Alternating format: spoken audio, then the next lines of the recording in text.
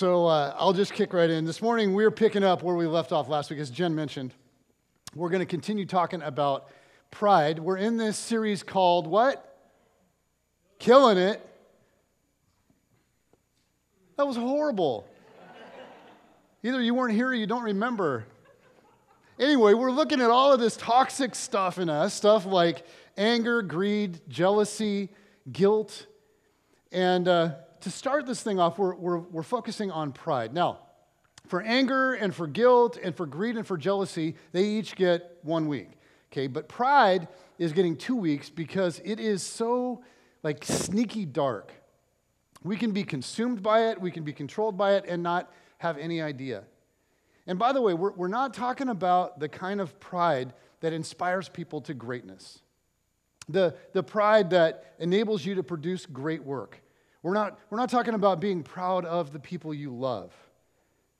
We aren't talking about the pride that you have in your kids. We're talking about the kind of pride that causes you to yell at your kids. Like when you're in public and they embarrass you and they do something that you feel like doesn't reflect well on you. This is not the kind of pride that a dad has over his son's home run. This is the pride that causes certain dads to like overcoach their kids, to be the crazy dad, to be the overbearing, like super hypercritical guy. This is not the pride that you have in your work. This is the kind of pride that you have at work that causes you to resent everybody else's success. It's that kind of pride that we want to kill. It's not the pride that you have in your husband or in your wife. It's what keeps you from apologizing to your husband or to your wife. It's the pride that keeps you from admitting your faults because, he was at fault too. And so really he should make the first move. It's the pride that keeps you from initiating what you need to initiate.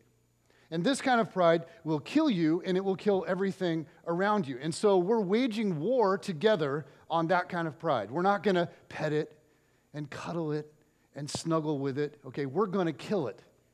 And today, I want to talk very specifically about what I'm going to call our appetite for known. Okay, we all want to be known by somebody, and we all want to be known for something. The truth is, every single one of us, me included, we all want to be known for something, and we all want to be known by somebody. We have an audience in mind in the morning when we get dressed. We have an audience in mind at work. We have an audience in mind in the neighborhood. We have an audience in mind at school or at the gym or when we go out or whatever. All of us want to be known for something, and all of us want to be known by somebody. Okay, we want to be friended, followed, liked, or mentioned. In fact, and we talked about this a couple of months ago, we can't seem to get enough friends, followers, likes, or mentions. We're always trying to figure out, how can I get more? How can I get more followers? How can I get more friends? How can I get more likes, more views? How can I get more people talking about me? How can I get more people paying attention to me? And then if you want to take it outside social media terms, okay, then we could say it like this. We want to be recognized. We want to be admired. We want to be sought after. And we don't admit this, but we want to be envied. I mean, that's why you drive the nice car. That's why you own the super nice house. That's why, like right before you walk out the door with your husband, you say, honey, come here. That still doesn't match. It didn't match last time, and it still doesn't match. Now, you would never say this out loud, but you're thinking, look, babe, if you want to go out all by yourself, you can look like an idiot. But if we're going to be together, you can't look like an idiot because it'll reflect poorly on me. And I want people to envy me, not pity me. And men, you've had that thought. You're about to go out. You're heading toward the door, and you see her, and you think, oh man, that's not the best. But you've learned, okay, you don't say anything once she's got it on. And if you're new to this and you haven't learned, you will. But there's something in all of us where we want people at some level to envy us, okay? We want to be recognized, sought after, admired. We can't get enough friends, followers, likes, mentions. The truth is, there's a little Lady Gaga in all of us. We live for the applause, applause, applause. And let me tell you where it all started. I think we all came by this honestly. It started when we were kids. It started with this statement. Daddy, watch. Dad, watch. Watch. Dad, are you watching? Dad, watch. Daddy, watch this. Hey, Mom, watch. Mama, watch me. No, Mama, watch. Mom, watch. Are you watching? Did you see it? Did you watch me? And if you have kids, you have heard that about 1,000 times. They want you to watch the same thing over and over and over. Now, what is that? This is the thing in all of us that wants to be known. It wants to be approved of by people. And we're born with it. And we come into this world, and at the outset, our primary audience is our mom and our dad usually. And the truth is, and I don't know why this is, and no offense to all the ladies, but for some reason, our primary audience is usually our dad. Like when it comes to all the approval and all the applause, for most of us, for whatever reason, it's dad that matters most. We can never seem to get enough applause from dad. Now, if you're a dad and you're sitting in here, you go, that's kind of sobering. And to be honest, it's a lot of pressure. And this is tough because if you have kids, okay, you've had this experience. Now, you would never do this, okay, but after about the 25th, Dad, watch this, or Mom, watch. You want to bring them over. You want to bring them over and say, look at me. It's the same thing every time. Okay, like you jump off the edge of the pool and you go under the water. It's the same thing every time. And so look at, I'm trying to update Instagram here so people will look at me. So at first it's usually, Mom, watch this. Dad, watch this. But as we grow, it becomes a coach, becomes a teacher, becomes a set of friends, or this set of friends, or this set of friends. And then it's that boy, and it's that girl. And pretty soon we're adults, and we have a completely different audience. It's a whole new group where we live for their applause. Maybe it's coworkers. Maybe it's the boss. Maybe it's all the other mommies. For some of you, you live for the applause of your kids. And you give them way too much say-so about your worth.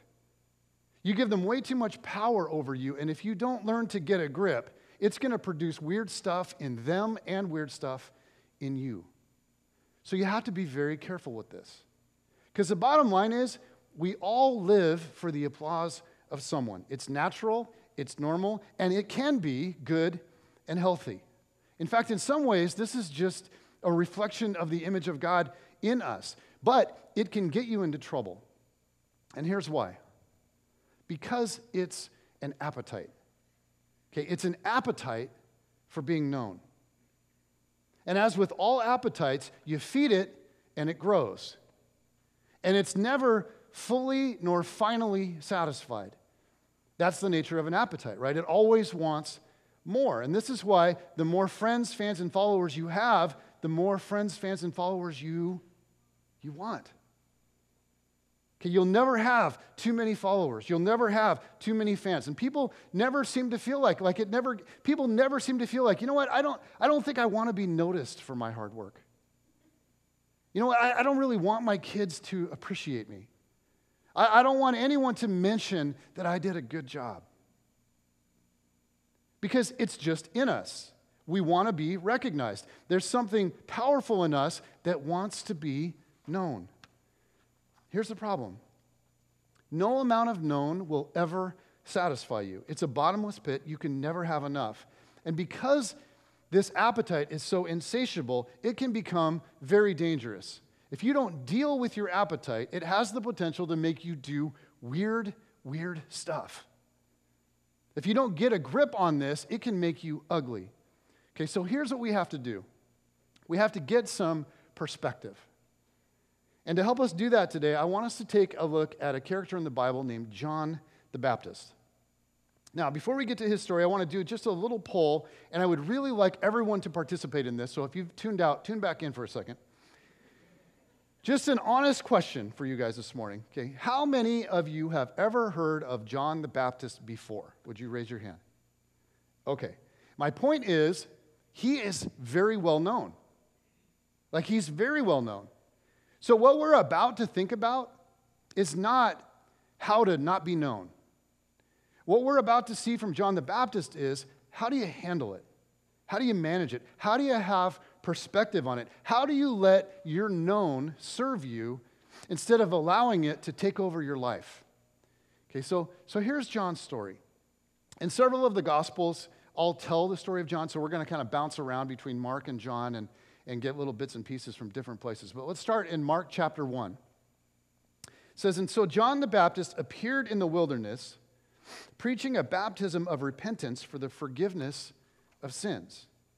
So John the Baptist was essentially a rabbi, and he's preaching and he's teaching and he's baptizing, which was very unusual. Okay, people would get baptized in the Jewish culture, but never by another person. This was a big deal that a person was baptizing other people.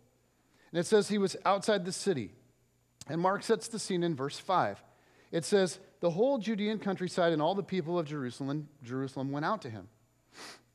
Now, if you're sitting there reading the Bible by yourself, you can read this and just go right on past it and on to the next thing and completely miss the significance. Let me read that again. "The whole Judean countryside and all the people of Jerusalem went out to him." Okay, in other words, John was a big deal. Like, even if this is literary hyperbole, you know how you sometimes say, well, everybody was there. Or you say, well, there were like thousands of people there. And it's hyperbole. You're making a point. Even if this is hyperbole, it means that there were literally thousands and thousands and thousands and thousands of people. These massive crowds going outside the city, out into the wilderness to see and hear John. Now, I bring this up because sometimes you like see a Bible movie, and they have a scene with John the Baptist. And there's like 8 ladies that are in the river, and they're washing clothes as they're listening to him. And there's kids playing, and then there's like 2 or 3 Pharisees sprinkled around listening and not sure of what's going on. That's the wrong picture.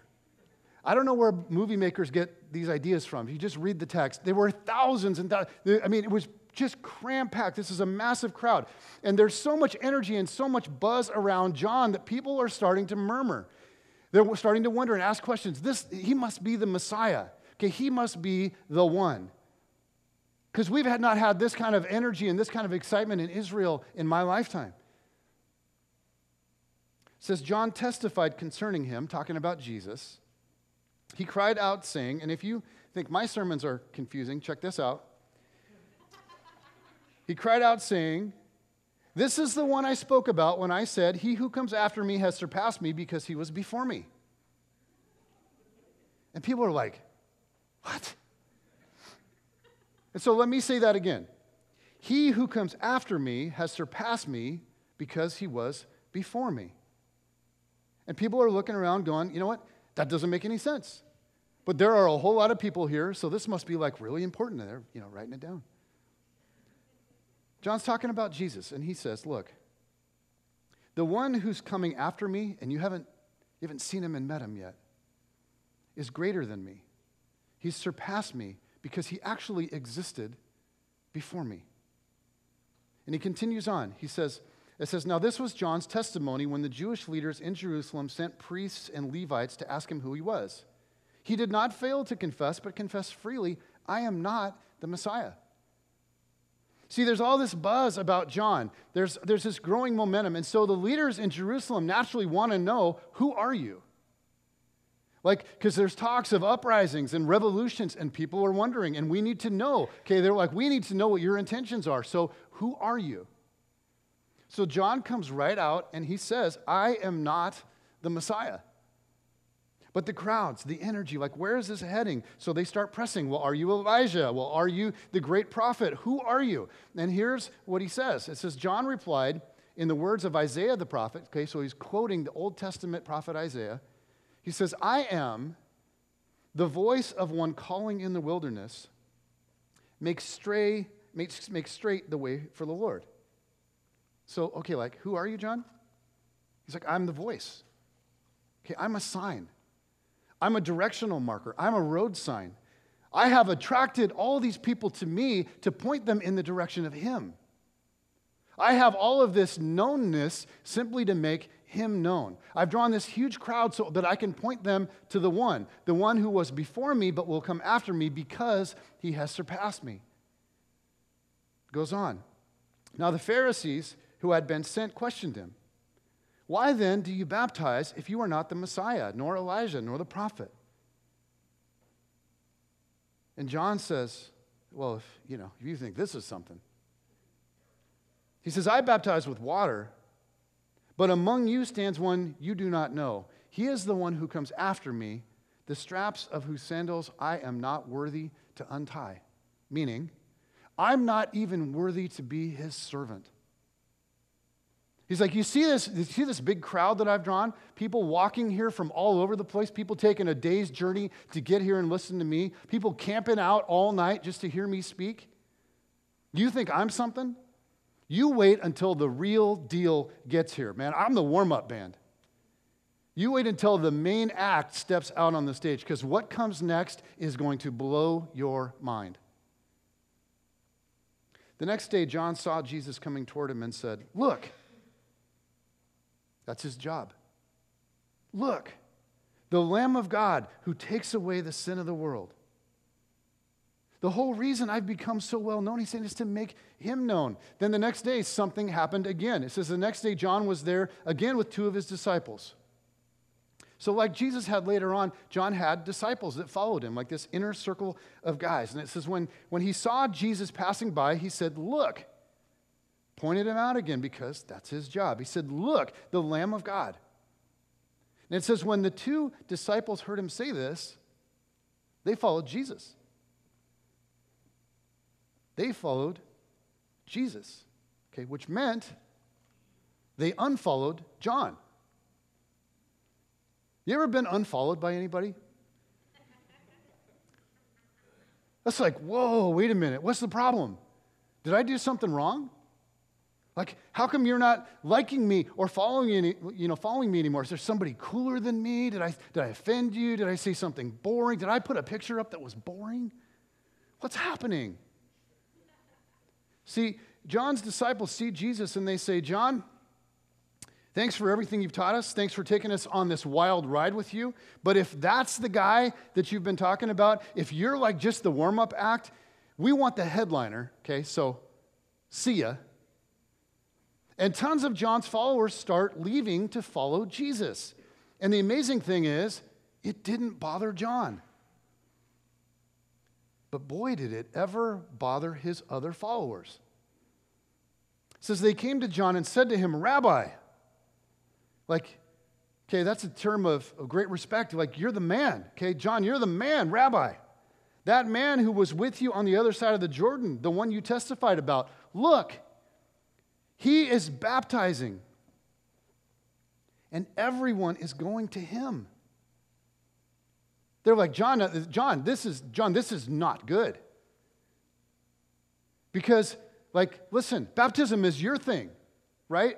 You're like John the Baptist, and he's like Jesus we don't even know, he doesn't even have a title. And he's like stealing all your people, and he's over there doing your thing. He's baptizing people. They're like, you know what, John? We need to up your game. We need to do something. We need to like get a big choir. We need to like hire some dancers. You know, like maybe you should like do some flips while you're baptizing people. Or how about this? Like, what if we move the whole operation a little closer to the city so it's more accessible for everybody? We've got to make a comeback, John. John, you're losing your followers. And to all this, John replied something extraordinary in verse 27. And this statement is so big, it's so powerful, it's so freeing. When you're a follower of Jesus, this is the idea that it changes everything. This next statement is what would allow you to have like an infinite number of followers and fans and friends and likes and views and admirers, and yet have it never go to your head. Never be wrecked by it. And even more important, this next statement equips you to handle that day, and that day is coming for all of us, when you start to lose your fans or your friends or your followers. Okay, when the new kid on the block shows up, the smarter one, the more talented one, the one that makes your sales figures look puny, the one that's prettier, the one that's more captivating. This is the idea that prepares us for the day when we're not the star anymore, when our wow factor is slipping away. This is what will keep us from grasping and clawing and getting ugly, trying to hold on to something that's slipping through our fingers. John's guys are coming to him and they are in a panic. John, you're losing it. Okay, we gotta find a way to prop you back up. We gotta find a way to stop that guy, to diminish what he's doing, and to get you elevated and get you up on the top again like you deserve, like you belong. And it says, to this, John replied, a person can receive only what is given them from heaven. To which I think John's followers were like, did you hear what we just said? What does that have to do with anything? I mean, that's like the whole after me is before me thing. Rabbi, what are you talking about? Why are you so calm? John, you're losing your followers. The entire ministry's falling apart. And John's going, yeah, I know. But guys, a person can only receive what is given to them from heaven. Now, this is amazing because here's what he's saying. He's saying, guys, hold on a minute. All of this knownness that I have, all this fame and popularity, where do you think it came from? And they're like, well, it's because you're so smart. It's because you're so charismatic and you're so magnetic. It's because you're so talented, because you're incredibly spiritual. And John's like, no way. Not at all. Everything that's been placed in these hands comes from God, which means none of it belongs to me. And if it starts to fade away, I absolutely will not panic and get weird. You guys are freaking out because I'm losing fans and friends and followers, but I'm not. Because I've known all along, everything that has been placed in these hands, all of my knownness is temporary. It's a gift from above, and it will come and it will go. And my only job is to manage it well. So I will not for a second make the mistake of thinking that somehow all of this is about me. And he goes on, verse 28 says, you yourselves can testify that I said, I am not the Messiah, but am sent ahead of him. Guys, I've been telling you the whole time, my knownness is all about his knownness. I am only here to make him known. And then he makes the famous statement, he must become greater and I must become less. He says, now I know that bothers you guys, but guys, it doesn't bother me. See, I'm not owned by my desire to be known. In fact, I'm only known to make him known. And if you're a follower of Jesus, you know what this means for you and me? That our known, whatever it is, our known is simply a means of making him known, period. That you're known, okay, you're known, your renown, okay, your fame, whatever you want to call it, whatever you're known for however long you're known for it, by whomever you're known, is simply a means to the end of making him known. It's not about you. It's never been about you. And if you want to get weird real quick, if you want to get ugly, just try to hang on to and cling on to and grasp onto what was never yours in the first place. John was crystal clear about this, and he knew, this is how I will survive and stay true, going from the pinnacle of success to the point where nobody really even remembers I was here. Here's the bottom line of everything that we're seeing this morning. To not be wrecked by your own known, remember who it's from and who it's for. Just remember every single day who it's from. Okay, who placed my knownness in my hands? Who's given me this gift? Who's given me this opportunity? Who brought along this opportunity? Who allowed me to be born in this country, in this family, at this time? Who surrounded me with these people? Who gave me the things that I've had access? Who gave me access to the things I've had access? Who gave me the ability to sing? Who gave me the ability to speak? Who gave me the ability to sell? Who gave me the ability to relate? Who gave me my personality? Because guys, you actually never had any control over any of this stuff, and you can't take any credit for it. So you remember who it's from, and if you're a follower of Jesus, then you remember who it's all for. That God can place an amazing amount of knownness in your hands, and if you keep perspective, it won't hurt you. And it'll reflect well on Him. And even if it begins to dissipate, which it inevitably will, and it starts to slip through your fingers, you don't grasp, and you don't claw, and you don't cling, and you won't get ugly, and you won't get weird. I mean, have you ever known somebody that actually lives like that? Somebody who's like, they're just truly at peace. Somebody who isn't owned by their appetite to be known. Because I think we've all known people that try to cling and they try to hang on and they clamor and they claw and they fight and they criticize and they cheat and they lie and they deceive and they get ugly and they get weird. But have you ever met somebody who's truly let go because they know it was never theirs to hold anyway? To me, when I see that in someone, it's one of the most beautiful things. Some of you know that one of my heroes is a guy named Billy Graham, and he used to be a major legend, and over the last couple of decades, his legends sort of faded a little bit.